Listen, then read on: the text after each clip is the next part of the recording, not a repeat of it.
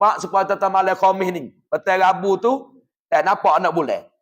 Bila Pak nampak anak bulan, kita pergi niat hak Imam Malik dulu. Niat lagu mana Imam Malik? Saja aku puasa sekalian bulan Ramadan. Hati kita ingat kata, aku nak urut Imam Malik. Boh tu sikit tu. Tu dia panggil niat hak ni mula-mula reti tu. Saja aku puasa sekalian hari dalam bulan Ramadan kerana Allah Ta'ala.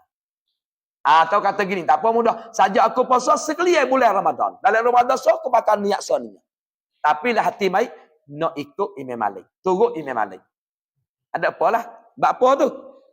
Kata Imam Syafi'i, maka harus bagi supaya taklid. Taklid mana ikut? Akan dia ke Malik. Bapa Imam Syafi'i suruh kita taklid. So kita turut boleh Imam Malik. Kerana supaya tiada berhajat kepada qada apabila luput pada satu malam daripada bulan Ramadan. Itu tujuannya. Pas kita kata malam tengok anak bulan. Aku puasa sekali bulan Ramadan, ingat ikut hak Imam Malik. Lepas tu, hak Imam Syafi'i, nak malam. Puasa boleh ni malam, lupa. Siap dah lah, aku tak ada niat semalam. Tak ada niat semalam tu, bila hak samrang kita dah ada dah. Hak kita niat awal Ramadan semua. Ambil samrang hak Imam Malik, puasa yang kena tu dipakai niat hak Imam Malik. Apa? Tak ada kena qada lah. Habis Imam Syafi'i kata sini, harus ikut tu supaya tidak kena qada pada hari yang lain. Dan supaya tidak berhajat pada qada. Apa yang luput pada niat satu malamnya. Puasa boleh 10 hari, lupa niat. Jadi hari 10 tu, mujur kita lagi ada niat hak Imam Malik pada awal Ramadan.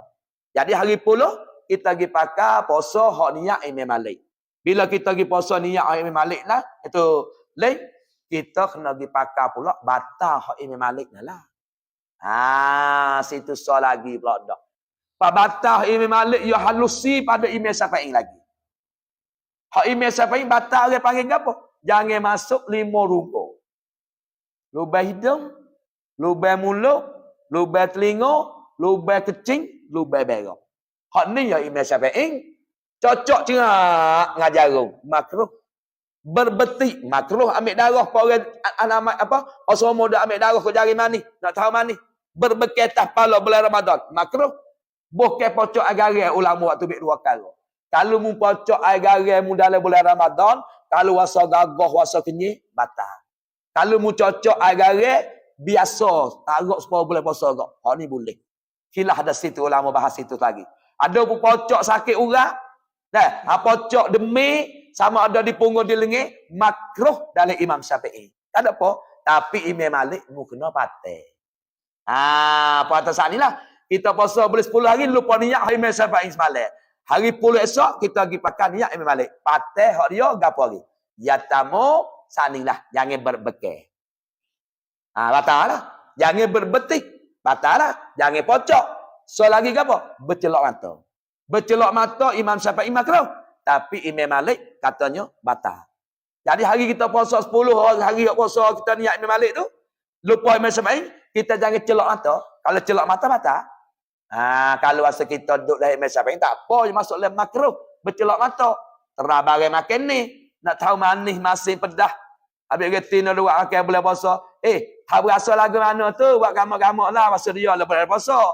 Masa dia boleh tek di lidah. Ya lidah dia berasa manis masih pedahnya. Tek lidah sikit. Pakai tu baik lah. Ni gimana weh? Silap dengar. Doktor boleh terah boleh puasa. Teknya 3 sudu. Bunyi seru.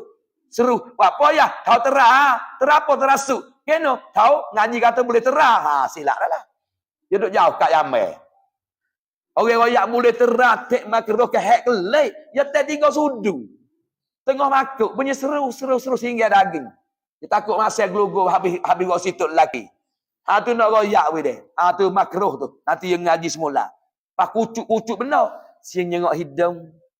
Air bahang jangan masuk air lah. Air bahang pecek. Tak hidung orang tabiat. Tak goni. Makruh lakon lah tu.